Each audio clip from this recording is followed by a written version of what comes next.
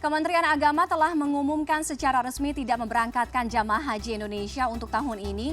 Pandemi COVID-19 memang berdampak besar bagi kehidupan serta perekonomian ratusan negara termasuk Arab Saudi yang menjadikan pelaksanaan ibadah haji menjadi salah satu pendapatan terbesarnya. Kita akan lihat bagaimana data yang sudah dihimpun oleh tim Litbang CNN Indonesia.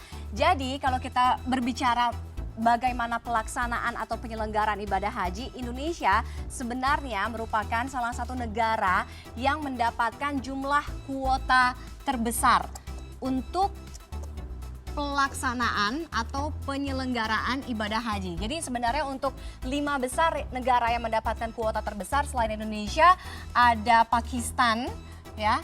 Ada Pakistan, kemudian ada Bangladesh, kemudian ada India, dan juga ada Mesir. Kalau misalnya kita lihat angkanya, kenapa Indonesia menjadi salah satu negara yang mendapatkan kuota haji terbesar di tahun ini sebenarnya, Indonesia mendapatkan kuota sebanyak 221.000. Ya, 221.000 calon jamaah haji yang seharusnya berangkat ke Tanah Suci untuk melaksanakan ibadah haji. Nah, jumlah ini sebenarnya cukup stabil kalau kita lihat dari tahun 2017 Indonesia mendapatkan kuota haji yang sama yaitu sebesar 221.000. Bahkan di tahun 2019 ada penambahan 10.000.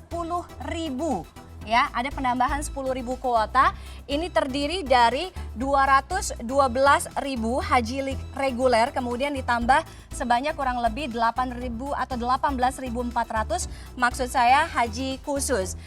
Mulai dari tahun 2015 sampai dengan 2020 penambahannya cukup banyak, mulai dari tahun 2015 sebesar 168.800, 2017 sampai dengan 2020 ada di angka 221.000.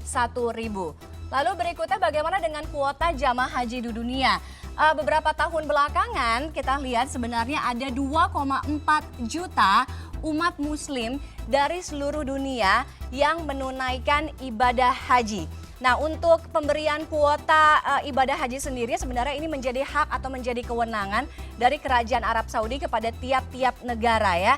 Dari tahun 2015 kita akan lihat angkanya sekitar 1.950 sampai dengan 2019 ada sekitar hampir 2,5 juta orang atau umat muslim dari seluruh dunia yang menunaikan pelaksanaan ibadah haji, di mana di tahun 2019 dari jumlah ini 1.855.000 ini berasal dari luar Kerajaan Arab Saudi. Jadi sekitar angkanya sekitar 600.000 ini berasal dari Arab Saudi itu sendiri.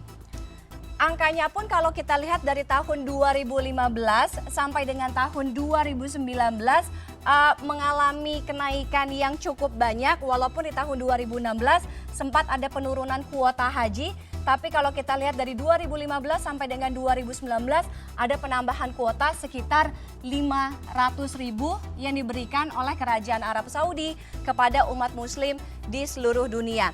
Tentunya batalnya penyelenggaraan ibadah haji tahun ini tidak hanya menyisakan kekecewaan kepada calon jamaah tidak hanya Indonesia tapi di seluruh dunia yang harus batal berangkat menunaikan ibadah haji, tapi juga menjadi kerugian bagi Arab Saudi itu sendiri. Karena kalau kita lihat kenapa saya bilang kerugian, kita lihat dari hitung-hitungan angkanya, pemerintah Arab Saudi untuk pelaksanaan ibadah haji dan umroh ini mereka mendapatkan pemasukan sebesar 12 miliar US dollar. Jadi atau angkanya kalau kita kalkulasikan, kita hitung-hitung mungkin sekitar 171 triliun rupiah.